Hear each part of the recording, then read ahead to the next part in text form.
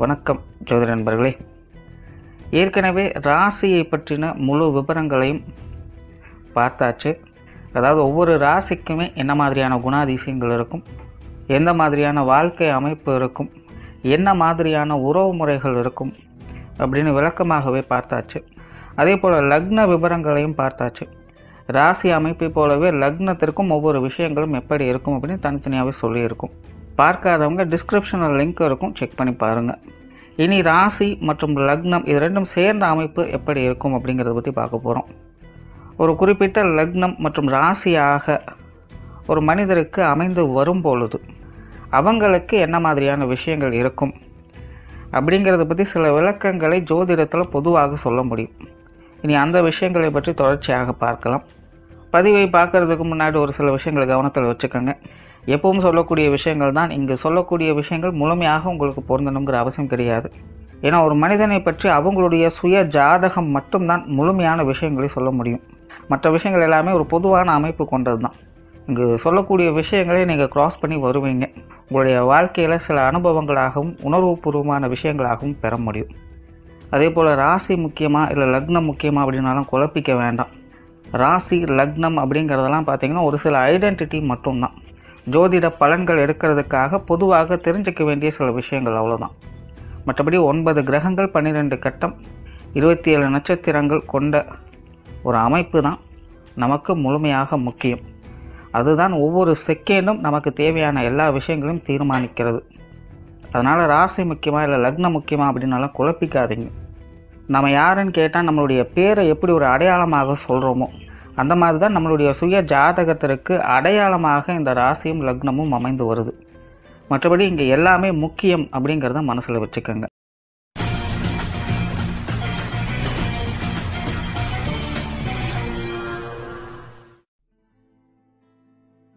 மகர ராசி துலாம் லக்னம்.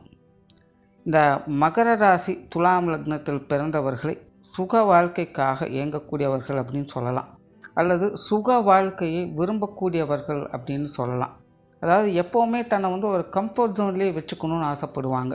கிட்டத்தட்ட வாழ்க்கை வாழ்வதற்கே அப்படிங்கிற மைண்ட் செட்டில் இருக்கக்கூடியவங்க தான். பட் அதற்காக வெறுமனே சும்மா இருக்கக்கூடியவங்க இல்லை, அதுக்காக உழைக்க தயாராக இருக்கக்கூடியவங்க தான்.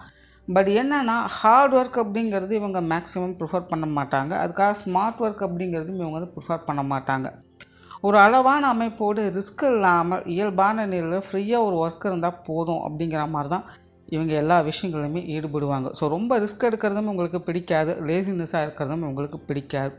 கிட்டத்தட்ட ஒரு சுக வாழ்க்கையை அனுபவித்து வாழணும் அப்படிங்கிறதா இவங்களுடைய அதிகபட்ச எதிர்பார்ப்பாகவே இருக்கும். அதாவது என்ன இருந்தாலும் சரி இல்லைனாலும் சரி மனம் திருப்தியாக அமைதியாக நிம்மதியாக சந்தோஷமாக இருக்கணும் அப்படிங்கிறது தான் இவங்களுடைய மைண்ட் செட்டு.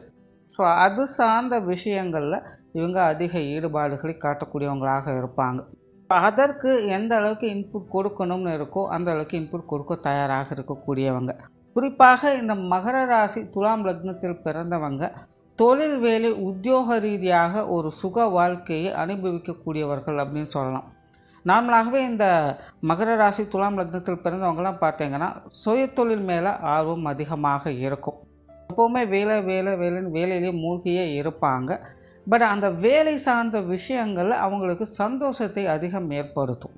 தவிர வேறு ஏதாவது அலுவலக பணிகள் இல்லை வேலை சார்ந்த விஷயங்கள் அவங்க ஈடுபட்டாலும் சரி அதை அவங்களுக்கு கம்ஃபர்ட்டாக அமைகிற மாதிரி அதை பிடிச்சு செயல்பட ஆரம்பிச்சிடுவாங்க. குறிப்பாக சுய ஜாதகத்தில் சுப கிரகங்களுடைய அனுகிரகம் இருக்கும் பட்சத்தில் இவங்களுக்கு இந்த விஷயங்கள் அப்படிங்கிறது எப்போவுமே ஒரு அமைதியும் நிம்மதியும் சந்தோஷத்தையும் கொடுக்கக்கூடிய அமைப்புகளாக இருக்கும்.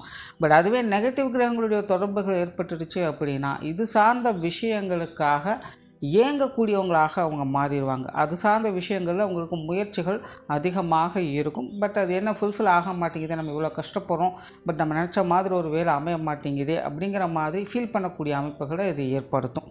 பட் என்றைக்குமே அதிலிருந்து விலக மாட்டாங்க. சுருக்கமாக சொல்லணும்னா இவங்களுக்கு பிடித்த விஷயங்கள் காரியங்களை செயலாற்றணும் அப்படின்னு துடிக்கக்கூடியவங்க. அதை வைத்து எல்லாத்தையுமே ஒரு கம்ஃபர்ட் ஜோனுக்குள்ளே கஸ்டமைஸ் பண்ணி வச்சுக்கணும் அப்படின்னு நினைக்கக்கூடியவங்க. கிட்டத்தட்ட எல்லா விஷயங்களுமே பார்த்திங்கன்னா ஒரு புற வாழ்க்கை சார்ந்த விஷயங்களில் தான் இவங்களுடைய எதிர்பார்ப்புகள் அதிகமாக இருக்கும். நிறைய இடங்களில் பார்த்திங்கன்னா தன்னை கொஞ்சம் நல்ல விதங்களில் பெரிய ஆட்களாக காட்டிக்கணும் அப்படின்னு விருப்பப்படுவாங்க. மற்றவர்களுக்கு உதவக்கூடிய குணமும் மற்றவர்களுக்கு நிறைய வேலைகளை செய்து கொடுக்கக்கூடிய அமைப்புகளும் இவங்களுக்கு ஏற்படும். இந்த மகர ராசி துலாம் லக்னத்தில் பிறந்தவங்களுடைய வாழ்க்கையில் பெரும்பாலான விஷயங்கள் மற்றவர்களுக்காகத்தான் இவங்க காரியமாற்றியே இருப்பாங்க. தனக்காக அப்படின்னு செயல்படுத்தி கொள்ளக்கூடிய விஷயங்கள் ரொம்பவுமே கம்மியாக தான் இருக்கும். அதே போல் இவங்களை சுற்றி இருக்கிறவங்க பெரும்பாலும் காரியவாதிகளாக தான் இருப்பாங்க. இவங்களுக்கு வர்றவங்க மேக்சிமம் அப்படி தான் இருப்பாங்க. இவங்ககிட்ட என்ன சொன்னால் வேலை நடக்கும் அப்படின்னு தெரிஞ்சு வச்சுட்டு அதுக்கு தகுந்த மாதிரி அவங்க செயல்பட்டு இவங்ககிட்ட வேலை வாங்கி கொள்ளக்கூடியவங்களாக அவங்க இருப்பாங்க. பட் ஜென்ரலாக இவங்களும் பார்த்திங்கன்னா அந்த மாதிரியான விஷயங்களை சலிப்பு தட்டாவாங்க தாங்க. ஒரு கேட்டாங்க அப்படிங்கும்போது சரி ஓகே அவங்களுக்கு செஞ்சு கொடுக்கலாம், எந்த தவறும் இல்லை அப்படிங்கிற மாதிரி செஞ்சு கொடுப்பாங்க. பட் அதுக்காக கொஞ்சம் பெனிஃபிட்ஸை எதிர்பார்க்கக்கூடியவங்க தான். இதையும் அவ்வளோ சீக்கிரம் சும்மா செஞ்சு கொடுக்க மாட்டாங்க.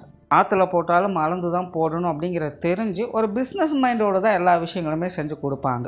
பட் என்னென்னா இவங்களுடைய ஸ்பெஷாலிட்டி இவங்களை நம்பி வரும்பொழுது அதில் சிரமம் இருந்தாலும் அது சிரமம் பார்க்காமல் இவங்க அந்த காரியங்களை செயல்படுத்தி கொடுப்பாங்க. அந்த விஷயங்கள் இவங்க சிறப்பு பெற்றவங்களாகவே இருப்பாங்க. ஸோ அதனாலேயே நிறைய பேர் இவங்ககிட்ட நிறைய காரியங்களுக்காக அணுகக்கூடியவங்களாக இருப்பாங்க. பேச்சுவார்த்தைகளில் சாமர்த்தியசாலிகள், கொஞ்சம் அளவுக்கு அதிகமாக பேசக்கூடியவர்கள் அப்படின்னு கூட சொல்லலாம்.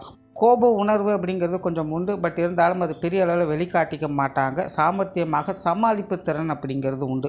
இவங்க என்ன தான் டென்ஷன் ஆனாலும் திரும்பவும் கூலாயிடுவாங்க. பொது விஷயங்கள் மற்றும் பொது காரியங்களில் இவங்களுக்கு ஈடுபாடுகள் அதிகமாக இருக்கும். குறிப்பாக வெளி விஷயங்கள் காரியங்களை பற்றி அதிகம் சிந்திக்கக்கூடியவங்களாக இருப்பாங்க. அதாவது காரியங்களை பற்றி அடுத்தது என்ன செய்யணும், எங்கே போகணும் அப்படிங்கிறத பற்றி அதிகம் யோசிக்கக்கூடியவங்களாக இருப்பாங்க. மனசுக்குள்ளே எப்போவுமே பார்த்திங்கன்னா ஒரு விதமான பயமும் சலிப்பும் இவங்களுக்குள்ளே உண்டு. பெரும்பாலும் இந்த மகர ராசி துலாம் லக்னத்தில் பிறந்தவங்க பார்த்திங்கன்னா நிறைய விஷயங்களை இழுத்து போட்டு செயல்படுத்திக்கிட்டே இருப்பாங்க. பட் இவங்களே அதற்காக நொந்து கொள்ளக்கூடியவங்களாகவும் சலித்து கொள்ளக்கூடியவர்களாகவும் இருப்பாங்க. பல நேரங்களில் இவங்களே சாட்டிஸ்ஃபை பண்ணிக்கவே முடியாது. எல்லாமே பார்த்திங்கன்னா இவங்களாகத்தான் ஆரம்பிச்சும் இருப்பாங்க. பட் இருந்தாலுமே அதில் இவங்களுக்கே ஒரு மாதிரியான சந்தேகமும் ஒரு மாதிரியான சலிப்பும் இவங்களுக்கு ஏற்பட்டுக்கிட்டே இருக்கும். ஸோ அடிக்கடி தன்னைத்தானே நொந்து கொள்ளக்கூடிய தன்மை இவங்களுக்கு உண்டு. பிரயாணம் சார்ந்த விஷயங்கள்லாம் பெருசாக இவங்களுக்கு ஈடுபாடுகள் இருக்காது.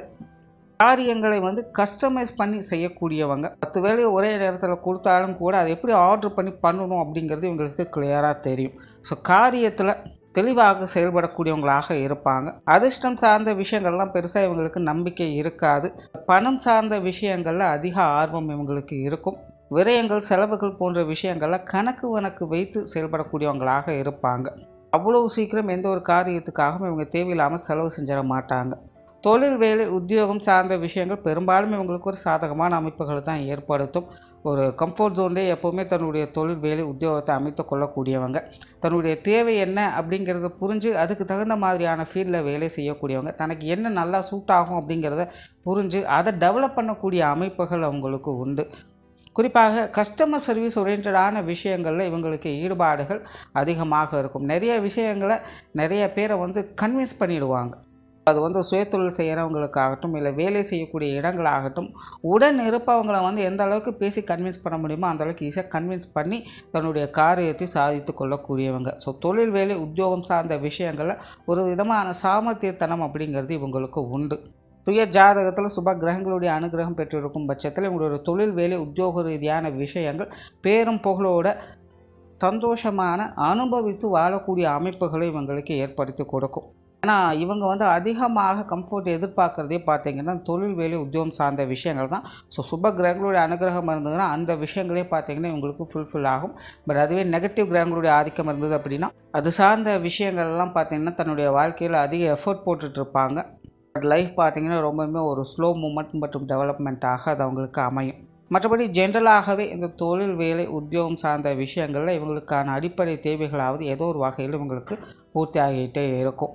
தவிர பொருளாதார ரீதியான விஷயங்களும் பெரும்பாலும் இவங்களுக்கு சாதகமாகவே இருக்கும். ஆரம்பத்திலே சொன்னேன், இந்த காசு பண விஷயங்களை கொஞ்சம் கச்சிதமாக செலவு பண்ணக்கூடியவங்க தான். காசு பண சமாச்சாரங்களில் கொஞ்சம் பற்றுதல் இருக்கக்கூடியவங்க தான். அதாவது எப்பேற்பட்ட நிலையிலும் குறையாத செல்வம் அப்படிங்கிறது இவங்ககிட்ட இருக்கும் அப்படின்னு சொல்லலாம். எப்பேற்பட்ட கஷ்ட காலத்துலேயுமே ஒரு 10 ரூபாய் எடுத்து சேமித்து வைத்து கொள்ளக்கூடியவங்களாகத்தான் இவங்க இருப்பாங்க. நார்மலாகவே இவங்களுடைய பொருளாதார வாழ்க்கை அப்படிங்கிறது சமாளிக்கக்கூடிய நிலைகளாக தான் இருக்கும். வெளியூர் மற்றும் வெளிநாடு சம்மந்தப்பட்ட விஷயங்கள் கூட இவங்களுக்கு சாதகமான அமைப்புகளை ஏற்படுத்தும். பட் பெரும்பாலும் இவங்க அது சார்ந்த விஷயங்களை பெருசாக இன்ட்ரெஸ்ட் காட்ட மாட்டாங்க அப்படிங்கிறது தான் உண்மை. இருக்கிற இடத்துல இருந்து ஒரு விஷயத்தை உருப்படியாக செஞ்சால் போதும் அப்படின்னு தான் அதிகம் எதிர்பார்ப்பாங்க. பட் ஜென்ரலாக இவங்களுக்கு வெளியூர் மற்றும் வெளிநாடு சம்மந்தப்பட்ட விஷயங்களும் ஒத்துப்போகத்தான் செய்யும். சொத்து சுகங்கள் மற்றும் வாகன ரீதியான விஷயங்கள் இவங்களுக்கு பெரும்பாலும் ஒரு சாதகமான அமைப்புகளை தான் ஏற்படுத்துது. பொதுவாகவே இந்த மகர ராசி துலாம் லக்னத்தில் பிறந்தவங்களுக்கு இந்த சொத்து சுகங்கள் வாகன ரீதியான விஷயங்கள் ஒரு அலாதியான பிரியம் அப்படிங்கிறது இருக்கும். தன்னுடைய சொந்த உழைப்பில் ஒரு சிறிய அளவிலாவது ஏதாவது ஒரு வீட்டை கட்டிடணும் அப்படிங்கிறது உங்களுடைய அதிகபட்ச எதிர்பார்ப்பாக இருக்கும்.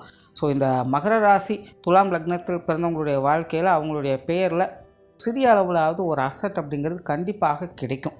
சுய ஜாதகத்தில் சுப கிரகங்களுடைய அனுகிரகம் பெற்றிருக்கும் பட்சத்தில் இவங்களுக்கு நல்ல அபரிவிதமான சொத்து சுகங்களுடைய அமைப்புகள் கிடைக்க ஆரம்பிக்கும். நிறைய பேர் பார்த்திங்கன்னா நிறைய பில்டிங்ஸு, நிலப்புலன்கள் இந்த மாதிரிலாம் வச்சு வாடகைக்கு விட்டு சம்பாதிக்கக்கூடிய அமைப்புகள் கூட அவங்களுக்கு ஏற்படும். சொத்துக்கள் மூலமாகவே ஒரு வருமானம் ஈட்டக்கூடிய அமைப்புகளை அவங்க பெற்று வருவாங்க.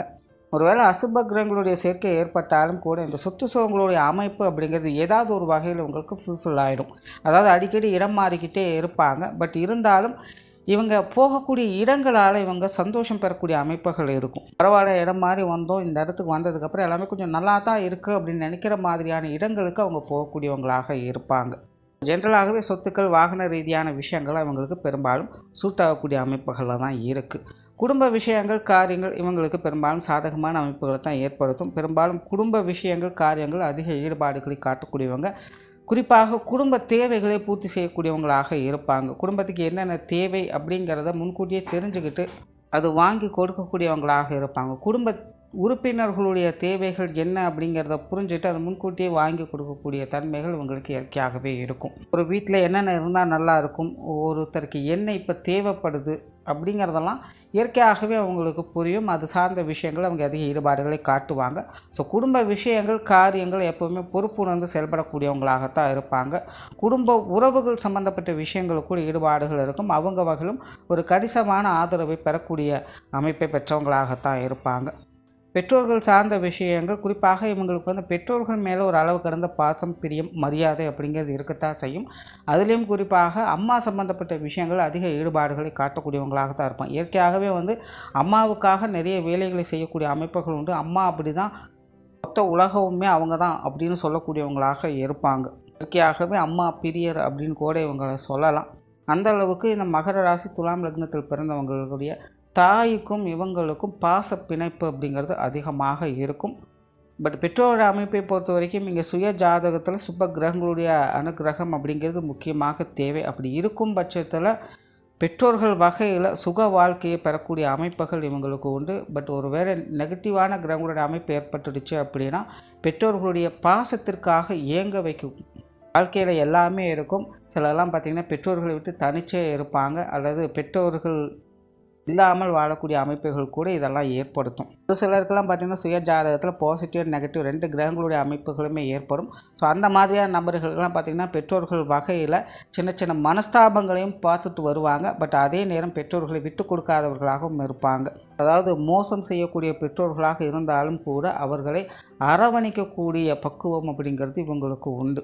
உடன்பிறப்புகள் சார்ந்த விஷயங்கள் இது ஓரளவுக்கு இவங்களுக்கு சூட்டாகும் சொல்லலாம். பெரும்பாலும் உடன்பிறப்புகள் சார்ந்த விஷயங்கள்லாம் ஒரு கலவையான நிலைகளில் தான் இருக்கும். உடன்பிறப்புகள் மேலே பாசம், பிரியம் எல்லாமே இருக்கும். பட் விஷயங்கள் காரியங்கள் அப்படின்னு வரும்போது அது எப்போவுமே பாசிட்டிவ் நெகட்டிவ் கலந்த நிலைகளில் தான் இருக்கும். ஸோ உடன்பிறப்புகள் அப்படின்னு வரும்போது சூழ்நிலை சந்தர்ப்பங்கள் எப்படி இருக்கோ அதுக்கு தகுந்த மாதிரி மாறி மாறி தான் அவங்க செயல்பட வேண்டியதாக இருக்கும். திருமண வாழ்க்கையை பொறுத்த வரைக்கும் சாதகமான அமைப்புகள் உண்டு. பெரும்பாலும் இவங்களுடைய வாழ்க்கை துணை பார்த்திங்கன்னா ஒரு காரியவாதியாகத்தான் இருப்பாங்க. காரியத்தில் கருத்துடையவங்களாக இருப்பாங்க. தன்னுடைய தேவை என்ன அப்படிங்கிறத புரிஞ்சுக்கிட்டு அதற்கு தகுந்த விஷயங்களில் செயல்படக்கூடியவங்களாக இருப்பாங்க. கணவன் மனைவி உறவுகளுக்குள்ளே ஒருத்தர் அனுசரித்து போகக்கூடிய தன்மை இருக்கும். பட் குணாதிசையான வேறுபாடுகள் அப்படிங்கிறது நிறையவே இருக்கும். பட் என்ன தான் கான்ட்ரவர்சியான தன்மைகள் இருந்தாலும் மன ரீதியாக அனுசரிப்பு தன்மை அப்படிங்கிறது உண்டு. ஸோ அந்த விஷயத்தால் திருமண வாழ்க்கையை சமாளித்து போகக்கூடிய அமைப்புகள் இவங்களுக்கு உண்டு. குழந்தைகள் சம்பந்தப்பட்ட விஷயங்கள் கொஞ்சம் சாதகமாக தான் இருக்கும். குழந்தைகள் சுகப்பிரியர்களாக இருப்பாங்க. இன்னும் சொல்லப்போனால் இவங்க மற்றவங்களுக்காக அதிக செலவுகள் செய்ய மாட்டாங்க. பட் குழந்தைகளுக்காக நிறைய விரயங்கள் செலவுகள் செய்யக்கூடிய அமைப்புகள் இவங்களுக்கு உண்டு. அது ஏதாவது ஒரு வகையில் இவங்களுக்கு அந்த விஷயங்களை ஏற்படுத்திடும். ஸோ குழந்தைகள் வகையில் அந்த மாதிரியான விஷயங்கள் காரியங்கள் இவங்களுக்கு கொஞ்சம் தொந்தரவாக இருக்கலாம். மற்றபடி குழந்தைகள் சம்மந்தப்பட்ட விஷயங்கள்லாம் பார்த்திங்கன்னா இவங்களுக்கு சாதகமாக தான் இருக்கும். இயற்கையாகவே இவங்க குழந்தை பிரியர்கள் தான். குழந்தைகளுக்காக நிறைய விஷயங்களை பார்த்து செய்யக்கூடியவங்க தான். நார்மலாகவே குடும்பத்துக்கு தேவையான அனைத்து விஷயங்களும் அவங்க கேட்காமலே செய்யக்கூடிய அமைப்புகள் உண்டு. ஸோ இங்கே குழந்தைகள் அப்படின்னு வரும்பொழுதும் கிட்டத்தட்ட அந்த மாதிரியான விஷயங்கள் கொஞ்சம் அளவுக்கிருந்து வேலை செய்யும். பட் இருந்தாலும் சிலரெல்லாம் பார்த்திங்கன்னா கொஞ்சம் ஓவராக குழந்தைகளுக்கு செல்லம் கொடுத்துருவாங்க. பட் அது அவங்களுக்கே தொந்தரவாகவும் மாற செய்யும். ஸோ அந்த மாதிரியான விஷயங்களை மட்டும் இவங்க கொஞ்சம் கவனமாக இருக்கணும். உற்றார் உறவினர்கள் நண்பர்கள் சார்ந்த விஷயங்கள் பெரும்பாலும் இவங்களுக்கு சாதகமாக தான் இருக்கும். உறவினர்கள் வகையிலும் சரி, நண்பர்கள் வகையிலும் சரி, பெரும்பாலும் ஒரு சுமூகமான விஷயங்களை தான் பார்த்து வருவாங்க. வழக்கமான சின்ன சின்ன சங்கடங்கள், அரசல் புரசலான விஷயங்கள் அப்படிங்கிறது போகுமே தவிர, மற்றபடி உறவினர்களாகட்டும் நண்பர்களாகட்டும் எல்லாமே ஒரு இணக்கமான சூழ்நிலைகளோடு தான் இருக்கும். ஓவராலாக இந்த மகர ராசி துலாம் லக்னத்தில் பிறந்தவங்களுடைய வாழ்க்கை துணை அப்படிங்கிறது பெரும்பாலும் சாதகமான நிலைகளில் தான் இருக்குது.